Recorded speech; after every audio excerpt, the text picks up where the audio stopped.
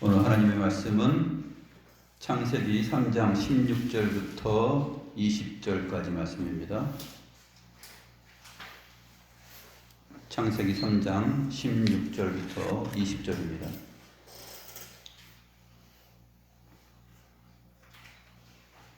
제가 하나님의 말씀을 받들어 읽겠습니다. 또 여자에게 이르시되 내가 네게 임신하는 고통을 크게 더하리니 내가 수고하고 자식을 낳을 것이며 너는 남편을 원하고 남편은 너를 다스릴 것이니라 하시고 아담에게 이르시되 내가 내 아내의 말을 듣고 내가 내게 먹지 말라 한 나무의 열매를 먹었은즉 땅은 너로 말미암아 저주를 받고 너는 내 평생에 수고하여야 그 소산을 먹으리라.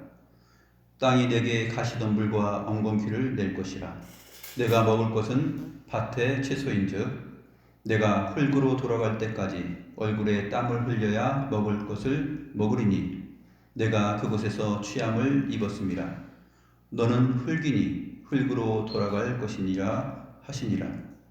아담의 그의 아내의 이름을 하와라 불렀으니 그는 모든 산자의 어머니가 됨이더라.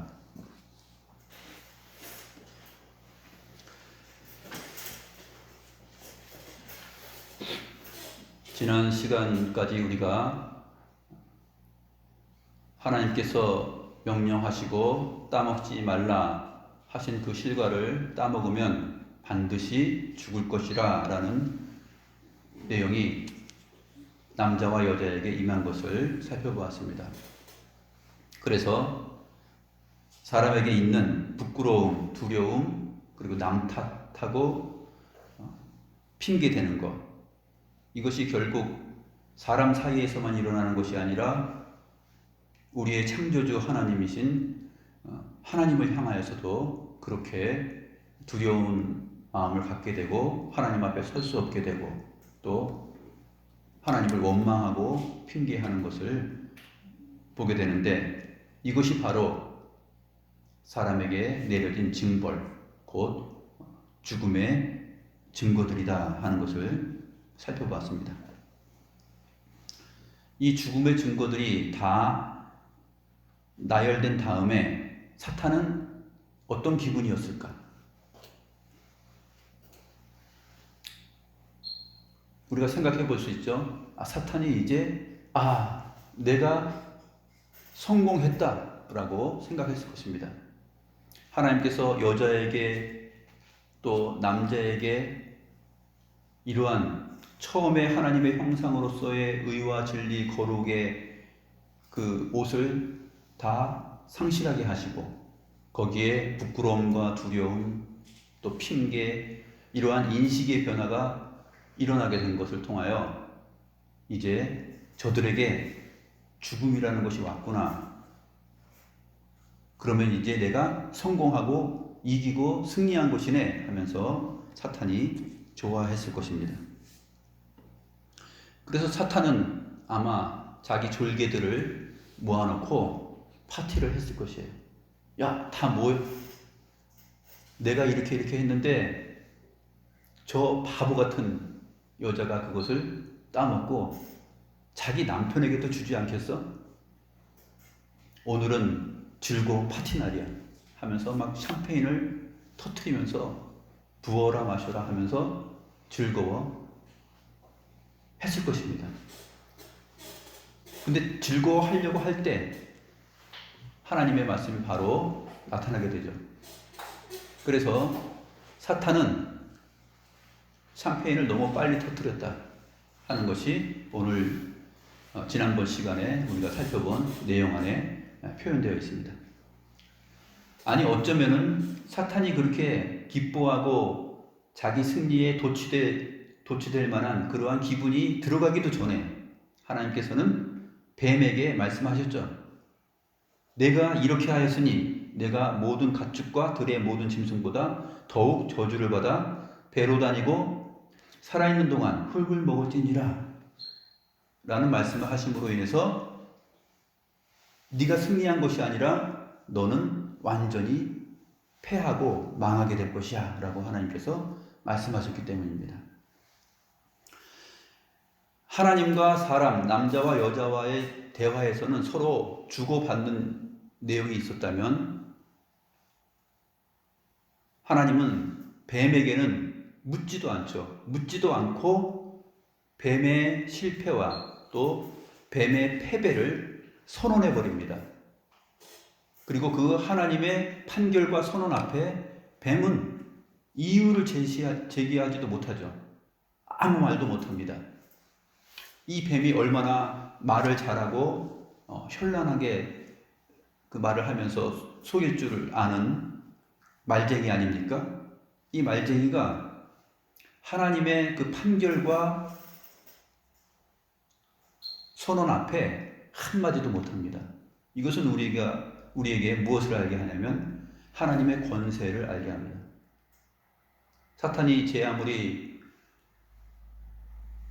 미끌미끌해가지고 흠잡을 곳이 없는 것이죠. 아주 강귀한 뱀입니다.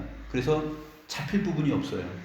그게 히브리어 아룸이라 그랬죠. 벌거벗은 것처럼 잡힐 것이 없는. 그래서 쏙쏙 잘 빠져나갑니다. 그런데 하나님의 그 판결과 권세와 전능하신 그 소나기에서는 미끄러져서 빠져나갈 수가 없어요. 그래서 꽉 잡힙니다. 이 뱀이 한마디도 못하고 가만히 있는 거죠.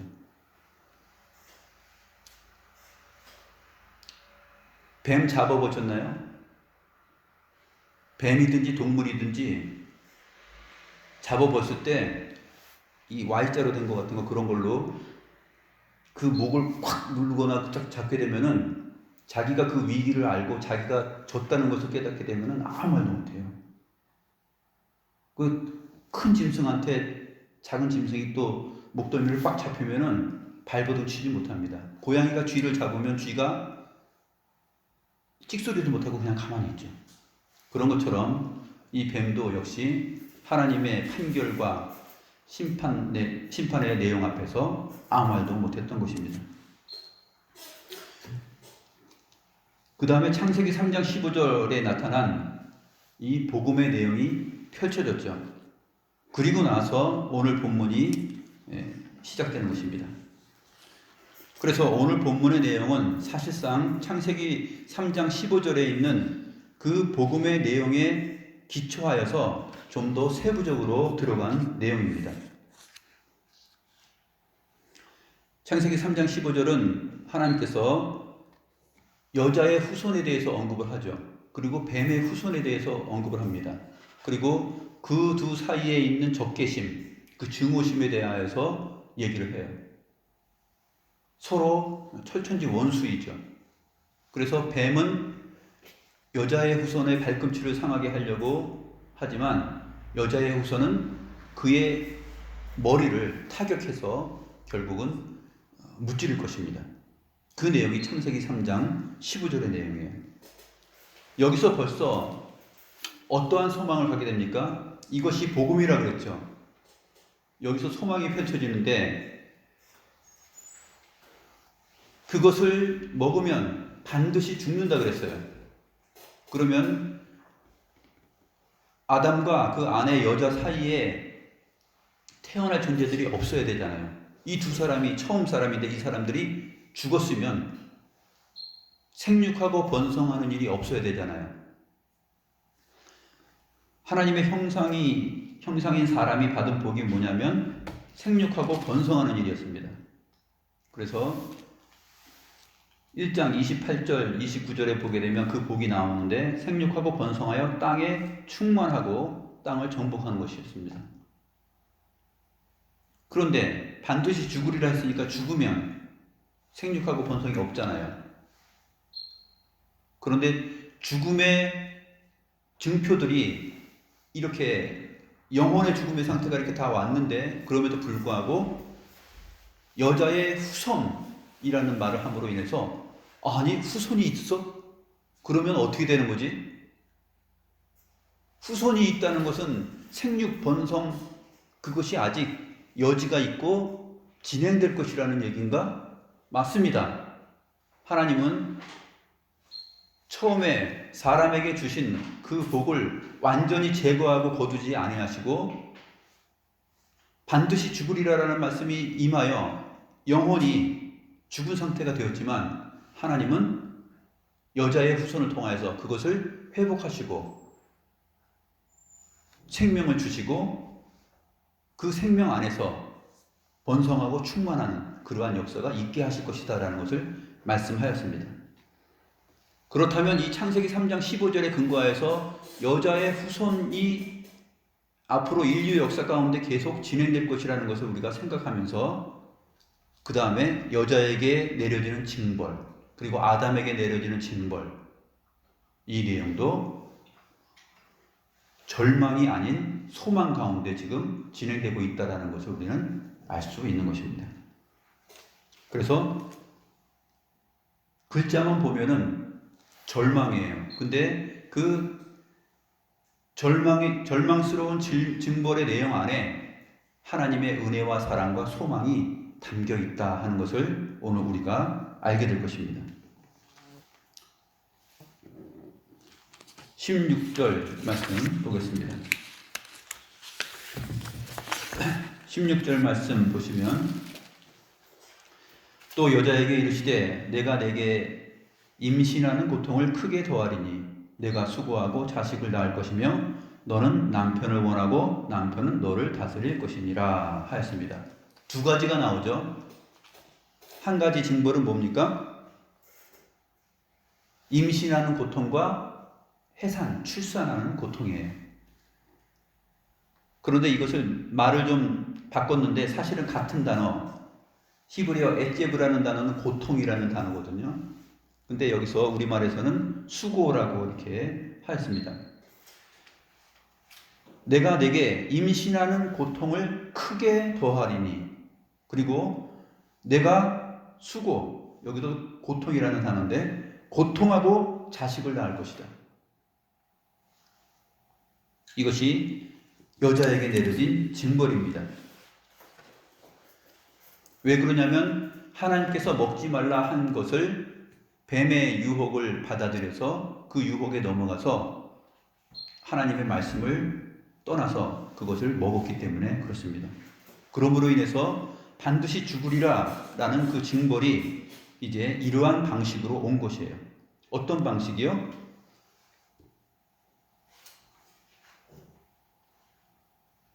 자녀를 출산하긴 출산하는데 임신하는 고통을 크게 더한다 그랬습니다. 처음에 타락하기 전에 여자의 상태는 이러한 임신하는 고통이 없게 창조되었죠. 그런데 타락의 결과, 죄를 지음으로 말미암아 징벌이 왔는데 하나님께서 고통스럽게 하였습니다. 그래서 잉태하는 고통과 또 해산, 출산하는 고통을 크게 더하였습니다.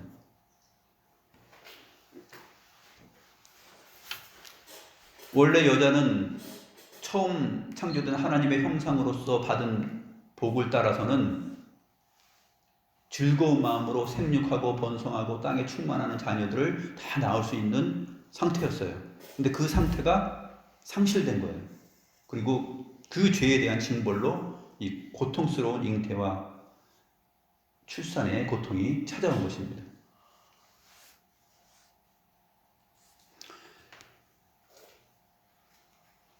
이러한 내용은 사실 하나님의 말씀인 성경 말씀 외에는 다른 어떤 곳에서 증거하는 내용이 없습니다. 누가 이러한 상황을 얘기할 수 있겠어요? 여자가 자녀를 잉태하고 낳을 때 고통 가운데 이렇게 자녀를 낳는다. 왜 그러면 여자는 이렇게 고통스러울까 하는 것에 대해서 누가 말을 해주겠어요? 뭐 산부인과 선생님들이 얘기를 해주겠어요? 누가 얘기해 주겠어요?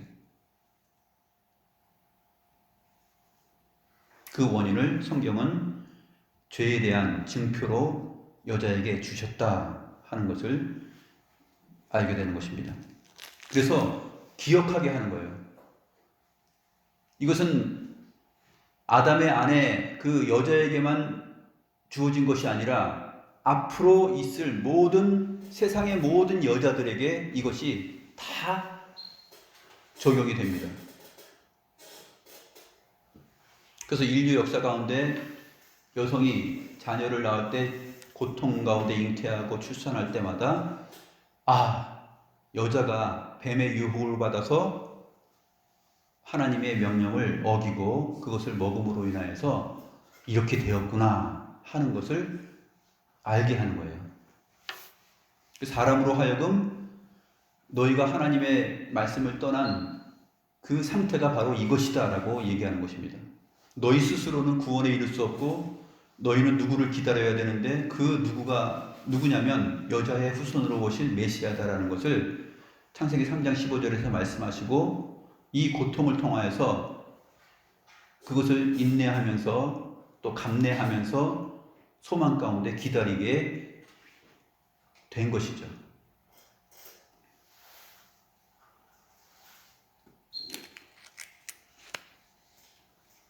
이 증표 다음에 또 한 가지 증표를 주십니다. 그것은 너는 남편을 원하고 남편은 너를 다스릴 것이니라.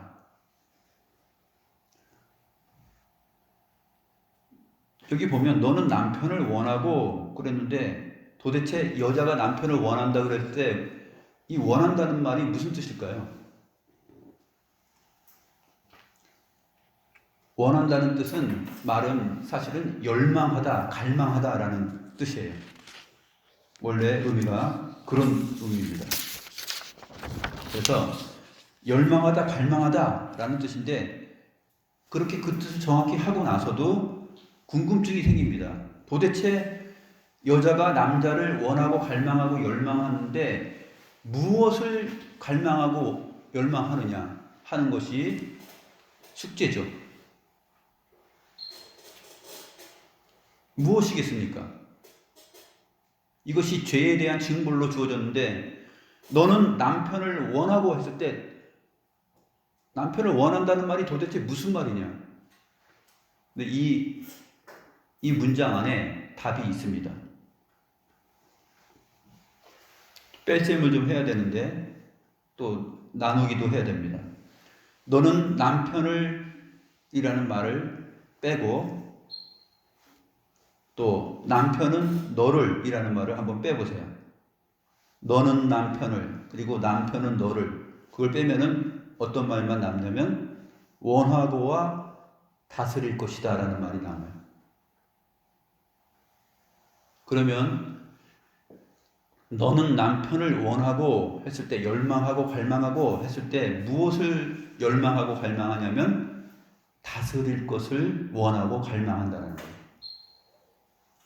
너는 남편을 다스릴 것을 갈망하고 열망한다. 그것을 원한다.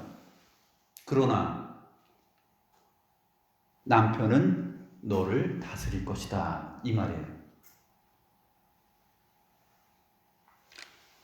이것이 성경에 기록된 히브리어 구문, 이러한 구문들이 있는데 바로 이러한 내용을 통해서 우리가 앞에 말하고 있는 원하다라는 의미를 알 수 있는 것입니다. 처음에 뱀의 유혹에 빠져서 남편에게 선악과를 당신도 이거 먹어 괜찮아 눈이 밝아지고 하나님처럼 된다 그래서 하면서 남편이 그것을 받아 먹도록 여자가 원했죠. 여자가 뱀의 유혹을 받은 다음에 자기가 먹고 그 다음에 남편에게 그것을 받아들이고 하도록 원했습니다. 열망하고 갈망했죠. 그거를 지금 징벌로 깨닫게 하시는 것이에요. 하나님은 여자에게 너 그렇게 했지? 그런데 이것이 너의 평생의 징벌의 징표로 있을 것이야. 이제 인식의 변화예요. 이것도 앞에서도 인식의 변화, 부끄러움, 두려움, 핑계 이러한 것이 인식의 변화로 왔다면 이 마음 역시도 전에 없었던 새로운 마음입니다. 타락한 마음이죠. 하나님의 형상으로 지음받은 의와 진리 거룩하고는 거리가 먼 마음이에요. 그 마음은 상대를 다스릴 것을 갈망한다라는 마음이에요. 이것이 여자에게 증표로 왔습니다. 그런데 하나님은 그런데 남편이 너를 다스릴 것이다. 이렇게 말씀하는 거예요. 이 남자와 여자 사이에 있는 이러한 마음의 상태와 또 누가 누구를 다스리는 이 상태, 그것이 사실은 하나님께서 여자에게 주신 징벌이고 동시에 남자에게도 일어나는 현상입니다. 그래서 남자와 여자가 인류 역사 가운데 살아가는 모습을 보게 되면 어떻습니까? 서로 열망하고 갈망하는 것들이 있죠. 우리가 지금 이 부부들이 있지만 같이 살아보면 어때요? 여자가 남자를 다스리려고 열망하고 갈망하는 그 마음들이 있습니다. 그럴 때 하나님께서는 그러한 것이 있지 않도록 오히려 남자가 여자를 다스릴 것이다 라고 말씀을 하는 것이에요. 근데 단순히 이것은 심리적인 상태를 말하는 것이 아니라 하나님께서 처음에 하나님의 말씀, 계명을 주실 때 아담에게 주셨죠. 남자에게 주셨습니다. 그렇기 때문에 남자에게 주신 그 하나님의 말씀을 여자가 듣고 받아야 돼요. 그런데 그 말씀을 듣고 순종하고 받는 것이 아니라 그것을 어기고 자기가 그 실과를 따먹고 유혹에 넘어갔습니다. 그 다음에 남자에게 그것을 요구를 하고 열망을 한 것입니다. 당신도 이거 먹어. 그래서 남자가 먹게 된 것이죠. 그 내용이 나중에 이제 신약 성경에 가서 증거로 드러나는데, 어쨌든 하나님께서는 여자에게 내려진 징벌의 내용을 이 두 가지로 말씀을 하셨습니다.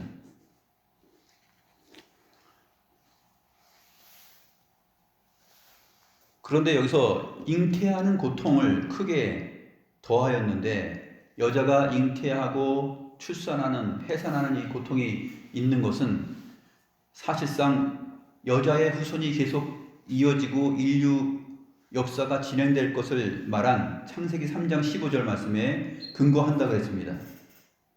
그래서 창세기 3장 15절에 나타나 있는 내용 때문에 이 징벌 또한 그 안에서 우리가 해석을 해야 되는데, 그 의미를 한 가지 더 살펴보겠습니다.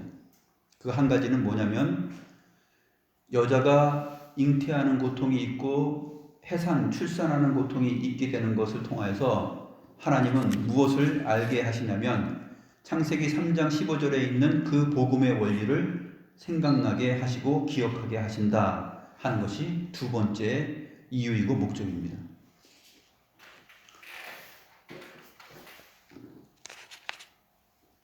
그래서 신약성경 요한계시록 12장을 보면 잘 나타나 있는데요. 요한계시록 12장 말씀을 보면 12장 2절에 보면, 이 여자가 아이를 베어 해산하게 되매 아파서 애를 쓰며 부르짖더라. 이 여자는 뭐냐면 교회예요. 구약과 신약의 성도들, 교회를 말합니다. 그래서 이 여자가 아이를 베어 해산하게 되매 아파서 애를 쓰며 부르짖더라. 성경에서는 하나님의 백성인 그 성도들, 교회를 가리켜서 딸이라고 부르기도 하고, 또 예루살렘이라고 부르기도 하고, 또 하나님 자신이 나는 너의 남편이다 라고 소개하기도 합니다. 그리고 신약 성경에 가게 되면 요한계시록의 21장에 보게 되면 어린 양의 신부가 교회로 나타납니다. 그러니까 신부이며 아내이며 그런 존재가 바로 하나님의 교회죠. 그러니까 하나님은 신랑이고 남편입니다. 그런데 이 여자가 아이를 베어 해산하게 되며 아파서 애를 쓰고 부르짖고 있습니다. 그때 3절에 보면 한 큰 붉은 용이 나타납니다. 근데 이 용이 4절에 보면 해산하려는 여자 앞에서 그가 해산하면 그 아이를 삼키고자 합니다. 이 용은 누구일까요? 지난번에도 살폈는데 9절에 보면 그 용의 정체가 나옵니다. 큰 용이 내쫓기니 옛뱀 곧 마귀라고도 하고 사탄이라고도 하며 온 천하를 꿰는 자라. 이 큰 용은 마귀 사탄입니다. 옛뱀입니다. 창세기 3장 15절에 있던 그 뱀이에요. 그래서 여자의 후손의 발꿈치를 상하게 하기 위해서 지금 여자가 아들을 낳으면 삼키려고 지금 물려고 기다리고 있는 것이에요. 이것을 요한계시록에서는 여자가 아이를 베고 해산하게 되면 아파서 애를 쓰고 부르짖는다라는 이 고통의 장면으로 묘사를 합니다. 하지만 이 여자의 후손이 이기죠. 왜 이길 수밖에 없냐 하면 그가 바로 메시아이기 때문에 그렇습니다. 12장 5절을 보면 여자가 아들을 낳으니 이는 장차 철장으로 만국을 다스릴 남자라.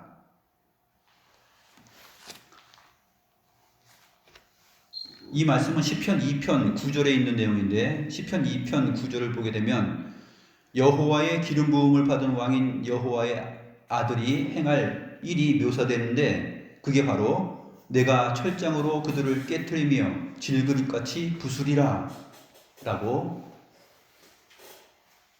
표현을 하였습니다. 요한계시록 2장 27절에도 하나님의 아들 예수 그리스도께서 두아디라 교회에게 보내는 말씀하시는 내용 가운데도 나오는데 요한계시록 2장 27절 보면 그가 철장을 가지고 그들을 다스려 질그릇 깨트리는 것과 같이 하리라. 나도 내 아버지께 받은 것이 그러하니라.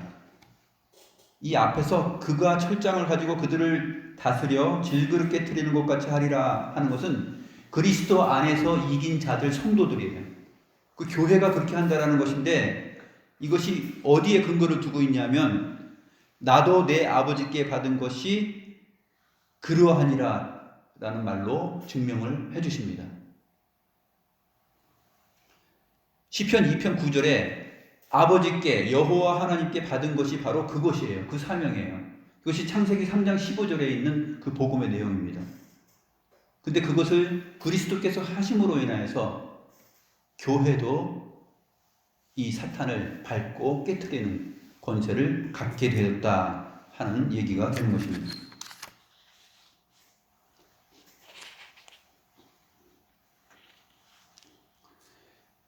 이것이 오늘 본문에서 여자가 잉태하여 아들을 낳을 때 징벌로 주어진 고통의 내용들인데 이것이 창세기 3장 15절의 내용에 근거하여서 역사 가운데 쭉 진행되는데 그 의미들을 우리가 두 가지 의미로 생각해 볼 수 있는 것이에요.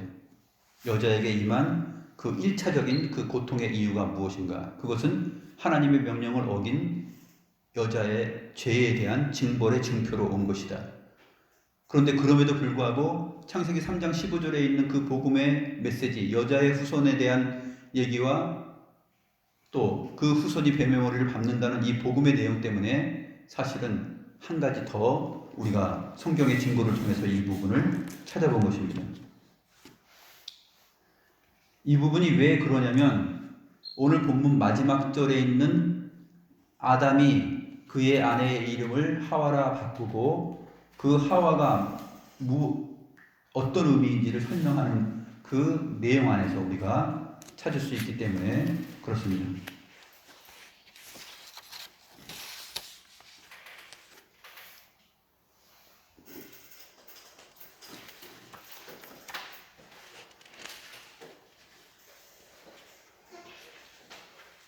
그래서 우리가 살아가면서 여자가 남자를 다스릴 것을 갈망하고 원하는 그 마음이 그 심사가 발동될 때마다 우리는 뭘 기억해야 되냐면 이것이 죄의 징벌로서 찾아온 내 영혼의 상태이고 내 마음의 상태구나 하는 것을 알아야 됩니다. 특별히 이것은 사사로운 감정보다도 하나님의 말씀에 근거하여서 우리가 우리 가정을 또 우리 부부 관계를 삶을 경영해 나갈 때 그 하나님의 말씀에 기초해서 생각해야 될 부분이에요.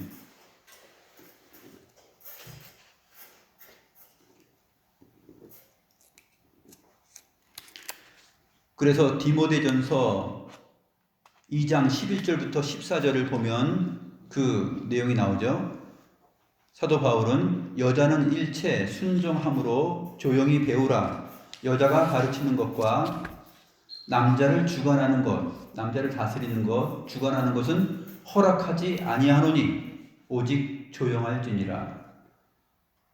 왜냐하면 아담이 먼저 지음을 받고 하와가 그 후며 아담이 속은 것이 아니고 여자가 속아 죄에 빠졌기 때문이다 라고 디모데전서 2장에서 말을 하고 있습니다.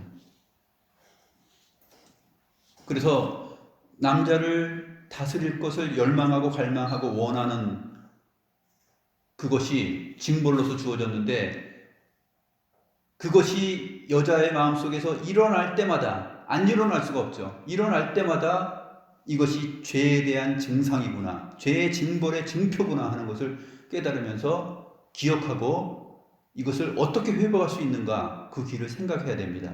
근데 성경은 그 길을 제시해 주고 있어요.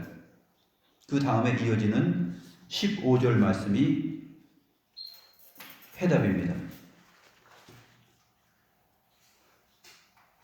디모데전서 2장 15절 말씀을 보면 어떻게 되어 있냐면, 여자들은 이 징벌을 달게 받음으로 교회 안에서 정숙함으로써 믿음과 사랑과 거룩함에 거하여야 한다고 말합니다. 정숙함으로써 믿음과 사랑과 거룩함에 거하여야 한다. 그리고 그것이 해산함으로 구원을 얻는 길이다 라고 말을 해요. 그러니까 이것은 어떤 의미냐면, 여자가 해산의 고통을 통해서 아이를 얻잖아요. 여자가 해산의 고통을 통해서 아이를 얻는데, 여자가 남자를 다스리려고 하는 그 열망과 갈망의 그 욕구, 그 원하는 것을 일체 절제를 하고 순종하고 정숙함으로써 믿음과 사랑 안에 거하여서 순종하는 그 아픔, 인내, 고통, 그것이 뒤따를 때 거기에 해산함으로 구원을 얻는 길과 같은 그 내용이 있다라는 것이에요. 사도 바울이 그 얘기를 지금 하고 있는 것입니다. 여자는 교회에서 일체 순종하여 정숙함으로써 믿음과 사랑 안에 거하는 것을 통해서 불순종으로 인해서 잃어버린 그 구원을 얻게 된다라고 말을 하고 있는 것입니다. 그 상태를 비교해서 지금 설명을 해주는 것이에요. 여자가 해산함으로 구원을 얻는다라는 그 표현은 바로 그 해산 가운데 어떠한 고통이 있습니까? 남자를 지배해야 하고 다스리고 자기가 주관을 해야 되는데 그것을 하지 못할 때는 고통이에요. 그것을 절제하고 그것을 하나님께서 받은 징벌의 증표로 생각하고, 아 그렇지, 내가 또 그러면 안 되지 하면서 그 자기 내면에 고통과 그것이 있잖아요. 그래서 아 정숙해야 되구나 하면서, 내가 다스리려고 해서는 안 되는구나 하면서 교회 안에서 순종하고 정숙하고 믿음과 사랑 안에 거할 때, 그때 그것이 마치 여자가 아이를 해산하는 그 고통과 같다. 그래서 이로써 구원을 얻는 것이에요. 교회에서 조용히 일체 배우는 것을 통해서. 그래서 신약성경은 감독자, 교회에서 가르치는 그 말씀 사역자를 남자를 허락하지 않고 여자를 허락하지 않고 남자들에게 그 감독자의 직분, 말씀 사역자의 직분을 주신 것입니다. 이것은 하나님의 뜻이고 하나님의 생각이고 하나님의 결정이고 질서예요. 그렇기 때문에 아니 왜 남자에게 그렇게 했어? 라고 따질 수가 없어요. 하나님이 그렇게 창조 원리로서 그렇게 질서를 만드셨기 때문에 그것을 보시고 그렇게 하신 다음에 하나님이 보시기에 좋았다라고 했기 때문에 시비를 걸 수가 없어요. 만약에 바꿔서 여자에게 그렇게 했다라면은 그 상황은 바뀌었겠죠. 그러나 남자에게 하나님께서 말씀을 주시고 그 말씀을 통하여서 여자와 함께 이 하나님의 성소 에덴에서 살아가게끔 하신 것이에요. 그래서 디모데전서 2장에서는 그 에덴과 같은 교회 안에서 살아갈 때 어떻게 살아가느냐? 여자가 남자를 주관하는 그러한 일, 다스리려고 하는 열망, 열정, 이러한 것들이 없어야 된다라는 거죠. 이것은 단순히 여성과 남성의 평등성을 말하면서 남자만 목사가 될 수 있냐? 여자도 할 수 있다라는 논리를 펼 수 없는 것이에요. 왜냐하면 하나님께서 세운 질서와 성경의 증거를 거스르는 것이기 때문에 그러한 말로서 진행할 수가 없는 것입니다. 요즘은 뭐 전 세계적으로 우리나라도 그렇고 여성 목회자들이 많이 있지만 하나님의 말씀을 자세히 알고 못 알고의 문제가 아니라 하나님의 말씀을 알고 그래서 내가 목사가 되겠다 해서 되는 것이 아니라 교회 안에서 이 가르치는 일에 있어서는 하나님께서 주신 그 질서가 있기 때문에 또 이 징벌의 내용을 따라서 여자는 일체 교회에서 순종함으로 배워야 된다. 그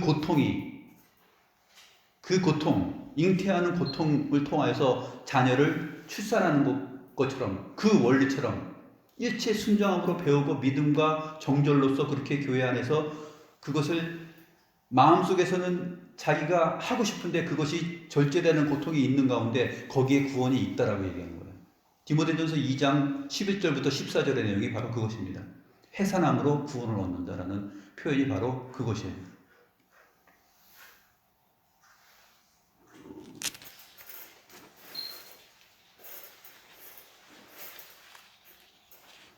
이것은 무엇을 상기시켜 줍니까?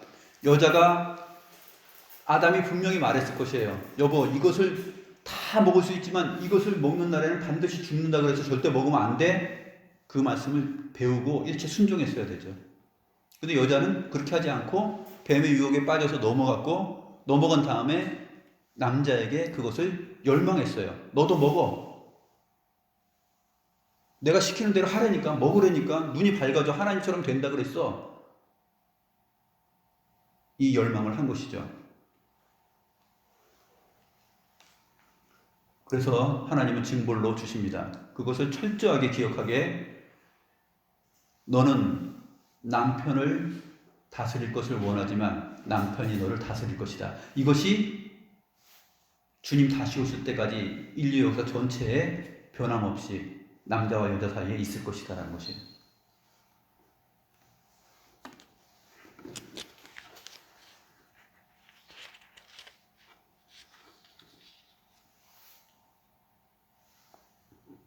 이제 아담에게 내려진 징벌을 봅니다. 내가 내 아내의 말을 듣고 내가 내게 먹지 말라 한 나무의 열매를 먹었은즉 땅은 너로 말미암아 저주를 받고 너는 내 평생에 수고하여야 그 소산을 먹으리라. 여기서 수고하여야 역시도 에세브 고통. 너는 고통을 당하여야 그 소산을 먹을 것이다. 이거 보면 징벌 자체이고 또 절망 자체죠. 아, 죽었구나, 이제 망했구나, 그것입니다. 근데 자세히 보세요. 이 징벌 안에 은혜와 소망이 있어요. 무엇입니까? 고통 가운데 땀을 흘려야 그것을 소산을 먹을 수 있어요. 처음의 상태는 어떤 상태죠? 각종 열매와 또 실과와 채소 이러한 것들을 하나님께서 그냥 주셨어요. 그냥 왕처럼 그것을 받아 누리면서 그냥 먹으면 돼요. 땀 흘려 일하는 고통이 없어요. 처음 사람의 상태는 그것입니다. 그 복을 상실한 거죠.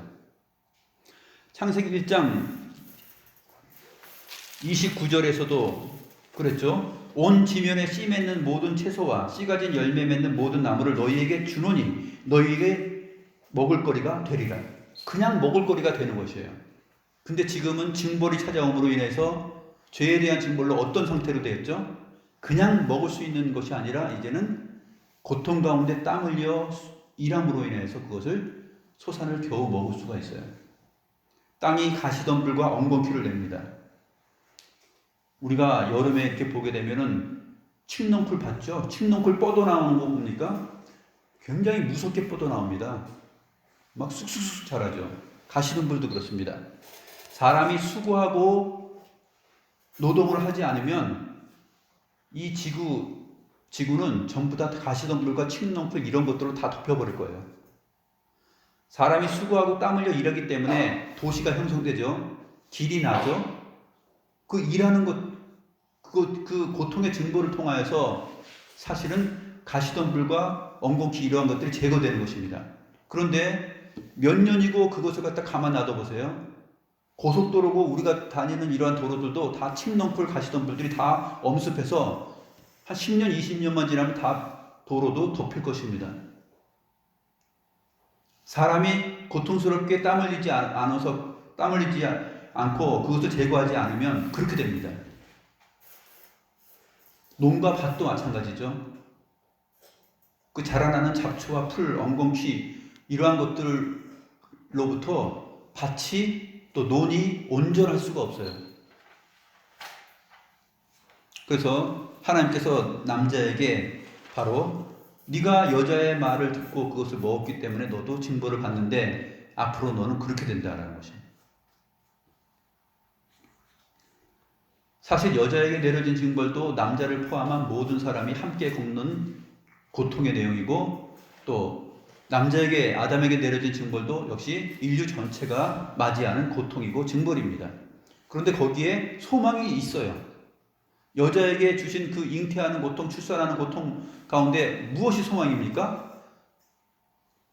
하나님의 형상으로서 생육하고 번성하고 땅에 충만하는 그 일이 끝나지 않았다는 소망이 있잖아요.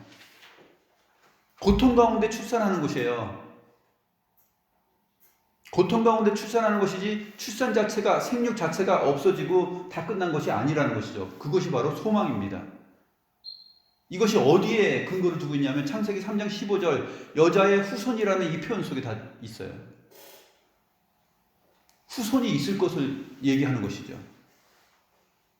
반드시 죽으리라 했는데 생육하고 번성하는 이 하나님의 형상인 사람에게 내려진 복, 그리고 모든 것을 먹을 것을 너희의 먹을 것으로 주셨다 하는 이 복, 창세기 1장 28절 29절의 이 복이 완전히 없어지지 않았다는 것입니다.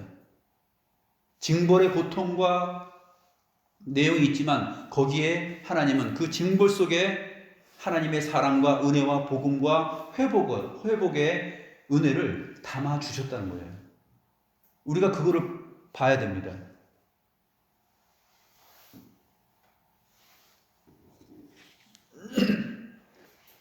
그래서 히브리서 12장 8절에서 11절 말씀 보면은 징계는 다 받는 것이거늘 너희에게 없으면 사생자예요. 만약에 징벌이 여자와 남자에게 내려지지 않았다면 사생자입니다. 그냥 끝입니다. 그런데 이러한 징벌이 내려진 것은 그 징벌 안에 그 채찍질 안에 소망을 담고 있잖아요. 부모가 자식이 큰 죄를 졌어요. 그랬을 때 때리고 징벌하죠. 그때 부모는 사랑과 은혜를 담고 있는 가운데 징벌을 내립니다. 그게 바로 하나님의 은혜와 사랑이에요. 징계는 다 받는 것이거늘 너희에게 없으면 사생자요 친아들이 아니니라. 또 우리 육신의 아버지가 우리를 징계하여도 공경하였거든 하물며 모든 영의 아버지께 더욱 복종하며 살려하지 않겠느냐. 그들은 잠시 자기의 뜻대로 우리를 징계하였거니와 오직 하나님은 우리의 유익을 위하여 그의 거룩하심에 참여하게 하시느니라. 무릇 징계가 당시에는 즐거워 보이지 않고 슬퍼 보이나 후에 그로 말미암아 연단받은 자들은 의와 평강의 열매를 맺느니라. 이게 바로 하나님께서 여자와 남자에게 내리신 징벌의 그 깊은 뜻이에요. 사탄은 이겼다, 끝났다, 내가 승리했다, 이제 너희들은 다 죽었고 생육하고 번성하는 일도 없을 것이고 너희에게 주신 그 복, 모든 식물과 열매들을 마음껏 먹을 수 있는 그 복도 이제 너희 끝났어, 너희 망했다 하고 생각할 즈음에 그 샴페인을 터뜨릴 때 하나님께서 뱀에게 저주를 내린 거죠. 나의 형상인 사람이 끝난 것이 아니라 네가 끝난 것이다라고 뱀에게 판결을 내린 것입니다. 그리고 그 판결에 따라서 이제는 여자가 징벌 가운데, 고통 가운데 잉태하여서 생육하고 번성하는 일이 계속 생겨나고, 뱀의 후손과 여자의 후손 사이에 그 갈등이 인류 역사 가운데 나타나는 것입니다. 세상이 교회를 미워하고, 교회라고 하는 그 성도들의 무리 안에 바리새인과 서기관, 사두개인들이 예수님을 핍박하고, 또 유대인들이 사도 바울의 복음 증거를 방해하고 죽이려고 했던 것처럼, 교회라는 이름 안에도 그러한 뱀의 후손들이 있고, 세상 속에서 또 세상이 우리를 향하여서 뱀의 후손처럼 교회를 핍박하는 일이 있는 것입니다. 그것을 여기에서 지금 다 담고 그것을 보고 있는 거예요.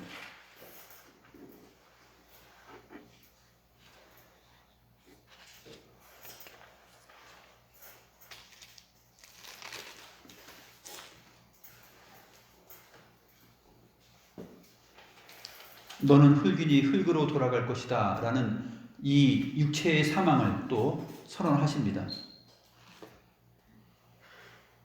다 끝났어요. 이제 다 끝났습니다. 그런데 하나님이 아담을 통해서 소망 어린 신앙 고백을 하게 합니다. 20절 말씀을 보겠습니다. 20절 말씀 보면, 아담이 그의 아내의 이름을 하와라 불렀으니 그는 모든 산자의 어머니가 됨이더라. 하와는 생명이라는 뜻이에요. 생명. 아담이 그의 아내의 이름을 하와라 불렀습니다. 처음에는 내 뼈들 중에 뼈요 살들 중에 살이다 하면서 노래하였죠. 이제 이 징벌의 내용들을 다 들은 다음에 아담이 미쳤나요? 아담이 뭔가 착각을 했을까요?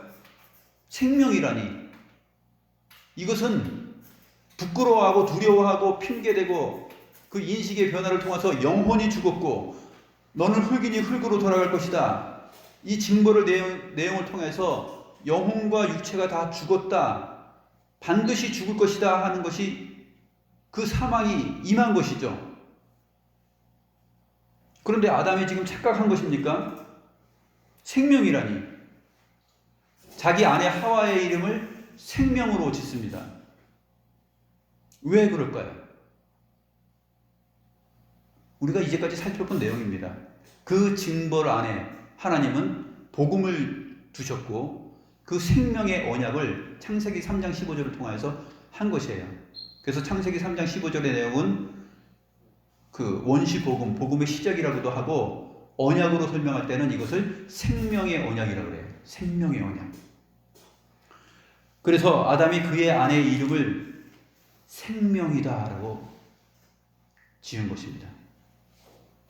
여자가 비록 죄의 증표를 가지고 평생 살아가면서 출산하고 잉태할 때 고통 가운데 그렇게 하지만, 그 자식을 낳는 것이 생명이다라는 것이에요. 왜요?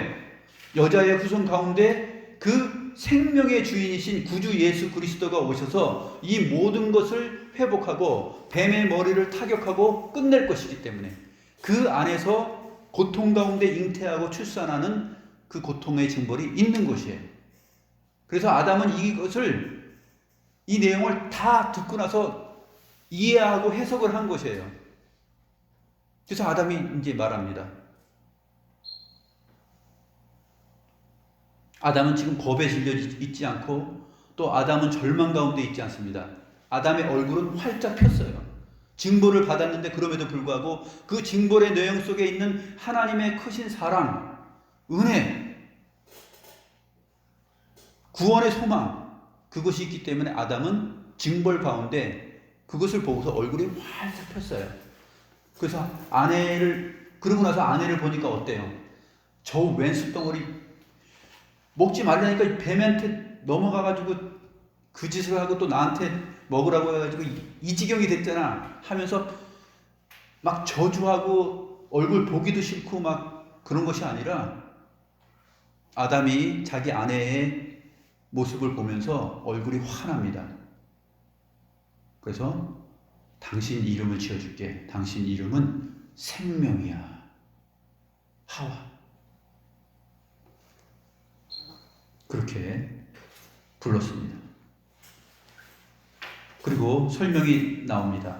이 생명이란 그는 모든 산자의 어머니가 됨이라. 모든 산자들의 어머니가 되기 때문에 당신 이름은 생명이야. 그래서 교회가 세상 가운데 고통을 당하고 있지만은 그 어려운 삶을 살아가면서 그 주를 믿는 가정 가운데 태어나는 그 자녀들을 보면서 생명을 느끼는 거예요. 하나님의 생명의 말씀을 언약으로 받아들이고 우리가 생명 안에 살아가고 있다. 생육하고 번성하는 것, 이 모든 복이 완전히 사라지고 없어지고 죽어버린 것이 아니라 여자의 후손, 그 메시아 그리스도 안에서 온전하게 회복이 되었다. 이제 생명을 얻었다. 그 여자의 후손을 기다리자 하면서 기다리면서 그 믿음으로 살아간 사람들이 구약의 모든 성도들이에요. 그리고 신약의 모든 성도들은 그 그리스도를 소망 가운데 붙들면서 다시 오실 주님을 보면서 그 생명을 느끼면서 소망 가운데 살아가고 있는 것입니다. 기도하겠습니다.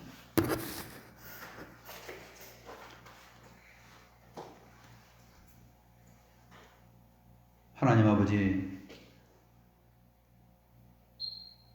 하나님의 형상으로 지음받은 하나님의 자녀들이 사탄의 꾀임에 빠져서 크게 타락하고 사망 가운데 처할 수밖에 없는 상태에 이르렀을 때 사탄의 계략이 성공적으로 맞춰지지 않고 오히려 하나님께서 창세전에 그리스도 안에서 택하신 자들을 사탄의 간계함이 어찌할 수 없다라는 그 복음의 내용을 저희들에게 알려주시고 깨닫게 하여 주셨나이다. 하나님의 지혜와 사랑과 은혜가 얼마나 깊고 크며 어떤 피조물도 어떤 영적 존재도 그리스도의 사랑으로부터 우리를 끊을 수 없다라는 이 사실을 저희들이 이 복음의 내용을 통해서 배웁니다. 하나님께서는 여자에게 또 아담에게 징벌을 내리셔서 죄의 징표들을 평생 잊지 못하고 기억할 수 있게끔 주셨지만 그 내용 안에도 절망 자체가 있는 것이 아니라 하나님의 복음의 내용, 생명의 언약이 깃들어 있어서 우리가 절망하지 않고 소망 가운데 감사하면서 살 수 있는 은혜를 주셨나이다. 아담이 이 모든 내용을 다 들은 다음에 자기 아내의 이름을 생명이라 하와라 부른 것, 모든 산자들의 어머니다 라고 부른 것, 이것이 저희에게 동일한 기쁨이 되게 하여 주시고 동일한 소망이 되게 하여 주시고 동일한 환희가 되게 하여 주옵소서.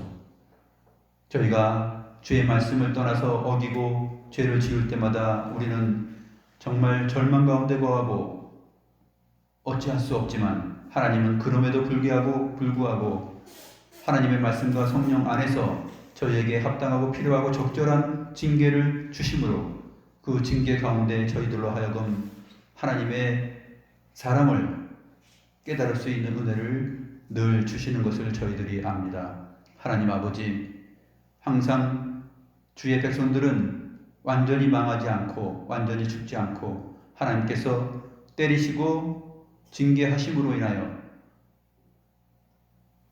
본래 하나님의 형상으로서 지녀야 할 그 의와 진리와 거룩의 상태를 여전히 이어갈 수 있게 하신다는 그 생명의 말씀을 저희들이 오늘 배웠사오니 그 말씀을 의지하여서 살아가게 하시고 더욱더 분발하여서 주께 감사하는 마음을 가지고 소망 가운데 기쁨으로 살아갈 수 있는 저희 모두가 되게 하여 주시옵소서.